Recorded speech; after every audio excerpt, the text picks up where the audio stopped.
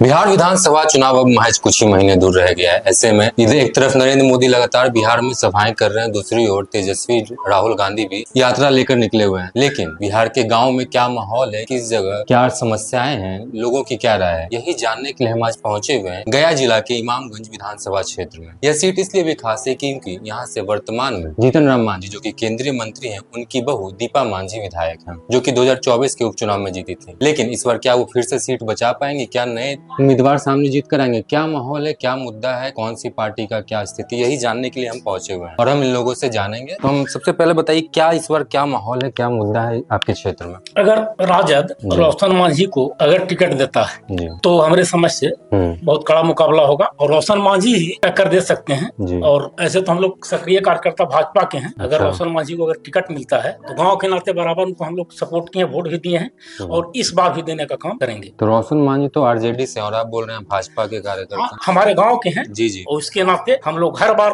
तो आरजेडी रोशन मांझी को ही टिकट देगी या फिर किसी और को भी दे सकती है? किसी और को अगर देती है आरजेडी टिकट जी, तो हमारे समझ से दीपा मांझी को मेहनत करने की कोई जरूरत नहीं पड़ेगा, रोशन मांझी ही टक्कर दे सकते हैं। अगर इस क्षेत्र में वोटर्स की बात करें तो यहाँ वो जनता किस मुद्दे पर वोट देती है? जाति देखती है, विकास देखती है, पार्टी देती है या मुख्यमंत्री प्रधानमंत्री? देखिए, जनता जातिगत तो बिहार में है ही, जी जी, जातिगत तो देखता ही है, मगर इस बार जो है पार्टी बेसिस पर भी जी लोग वोट करेंगे, विकास के नाम पर ही वोट करेंगे।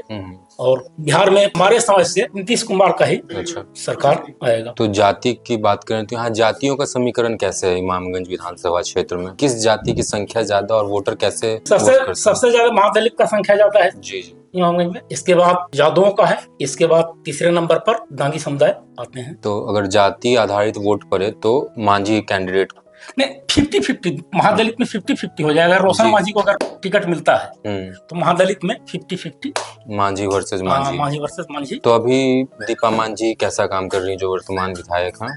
अभी देख, एक वर्ष उनका हुआ ही है तो उनके पहले उनके ससुर जी थे, उनके बारे में क्या कहते? उनके ससुर जी का भी कार्य ठीक ही रहा है।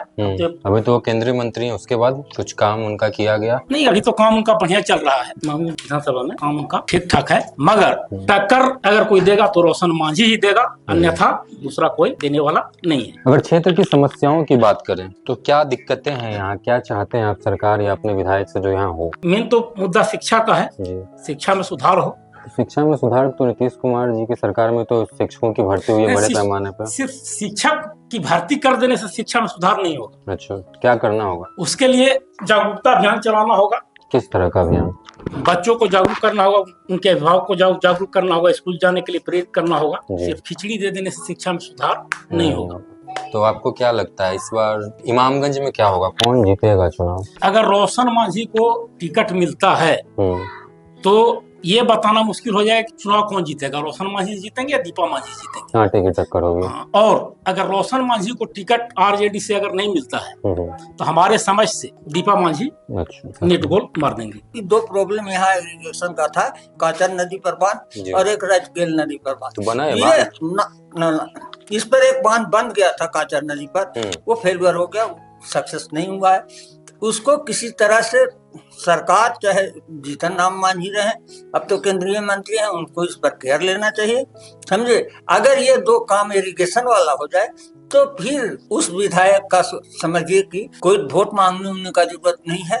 All demand has been fulfilled by government, उसमें कोई अथी नहीं है। जो रियल कमेंट है वो कर रहा हूँ। ये जो है ना, कोई विदाउट हेजिटेशन आप एक बात नोट कर लीजिए, अंडरलाइन कर लीजिए कि गवर्नमेंट स्टेबल है और फिर नीतीश कुमार की गवर्नमेंट बनेगी। मतलब यहाँ नीतीश कुमार के नाम पर वोट पड़ेगा 100% है। सबसे पहले तो मैं आपसे ये बताना चाहता हूँ कि रोशन मांझी जो है प्रॉपरली इसी गांव के निवासी भी हैं। अच्छा। उनका ये जन्मभूमि है और कर्म भूमि भी है रोशन मांझी, जिनके लिए हम जो राजद से इस बार भावी उम्मीदवार बन करके आ रहे हैं। अभी तो क्लियर नहीं है, लेकिन हम लोग कंफर्म समझ रहे हैं कि रोशन मांझी टिकट लेकर के आएंगे। रोशन मांझी इस क्षेत्र के नेता होने के नाते, आप इमामगंज विधानसभा क्षेत्र का जो वोटरों का जो बता रहे हैं कि एनालिसिस करके उनका जो गणना करके उनके संख्या के बारे में आपने पूछा, तो सबसे ज्यादा जो है मांझी का यहाँ जो है संख्या है, लगभग अप्रोक्सीमेटली 70,000 के आसपास उनके वोट है। यहाँ के जो मांझी समुदाय है, जीतन राम मांझी भी यहाँ के विधायक रहे, जी। उनकी बहू भी रही, उनके बेटे भी रहे, यहाँ से चुनाव जीतने के बाद जाकर के केंद्रीय मंत्री भी बने, सांसद भी रहे। लेकिन कहीं ना कहीं आज जो है स्टेबल करने का जो मामला आता है, इतने बड़े मुकाम पर पहुंचाने का जो काम आता है, यहाँ की इमामगंज की जो बता रहे हैं पब्लिक, कहीं ना कहीं उनको ईमानदारी से पूछा जाए तो बहुत हद तक साथ दे करके की है। जीतन राम मांझी जिस समय चुनाव लड़ रहे थे 2020 तो वास्तव में मांझियों के अंदर जीतन राम मांझी का पहचान बहुत कम था।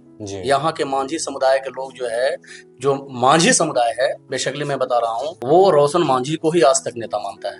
अच्छा। रोशन मांझी का समर्थन मिला, रोशन मांझी का सपोर्ट मिला, हर जगह रोशन मांझी अपने गार्जियन मान करके जीतन राम मांझी का सहयोग किए। तो आपका कहना ये है कि 2020 के चुनाव में रोशन मांझी की वजह से जीतन राम मांझी का पहचान यहाँ से इमामगंज विधानसभा क्षेत्र में वोटरों के अंदर और खास करके मांझी समुदाय के अंदर एक पहचान बनाने की बात है, जो पैक्ट बनाने की बात है, वो रोशन मांझी ही करवाए।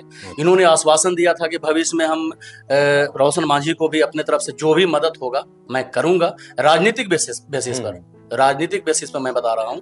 ऐसा आश्वासन भी मिला था कि रोशन मांझी आज आरजेडी में आ गए हैं, लेकिन उनको इस आश्वासन को उन्होंने काम किया था कि हम यहाँ से रिटायर हो जाएंगे, रिटायरमेंट के बाद जो है हम कोशिश करेंगे कि अगला जो है उम्मीदवार जदयू से रोशन मांझी ही होगा। इसको लेकर के प्रलोभन में ला करके उन्होंने उनसे मेहनत करवाया, ईमानदारी पूर्वक रोशन मांझी और उनके समर्थक सबों ने उनको जो है मिल करके एकजुट होकर के उनको वोट किया। जीतन राम मांझी सफल भी हुए, चुनाव भी जीते। चुनाव जीतने के बाद वो अपने मुद्दे से भटक गए। उन्होंने जो आश्वासन दिया था, जो उन्होंने कमिटमेंट किया था, वो कहीं ना कहीं रोशन मांझी से वो अलग थलग पड़ गए। रोशन मांझी विवश हो गए, रोशन मांझी को कहीं कुछ लगा नहीं, इन्होंने मदद किया। आखिरकार रोशन मांझी जो है आरजेडी में आया, गया मजबूरी, इनको मजबूरी घिस लाया, समझे। रोशन मांझी का मजबूरी ही था आज टिकट के लिए, चाहे जैसे भी कहिए। रोशन मांझी के अंदर ये एक मतलब इच्छा शक्ति है कि मैं अपने क्षेत्र को, अपने क्षेत्र से विधायक रह करके, हम अपने क्षेत्र की जो भौगोलिक स्थिति है, यहाँ की जो वास्तविक स्थिति है, वो इसी धरती पर पले बढ़े हैं, तो वो ज्यादा वाकिफ होंगे ना। उनको सब पता है कि हमें कहाँ जाना है, क्या करना है, किस क्षेत्र के लिए क्या कार्य करना है, तो उनको ज्यादा नॉलेज है।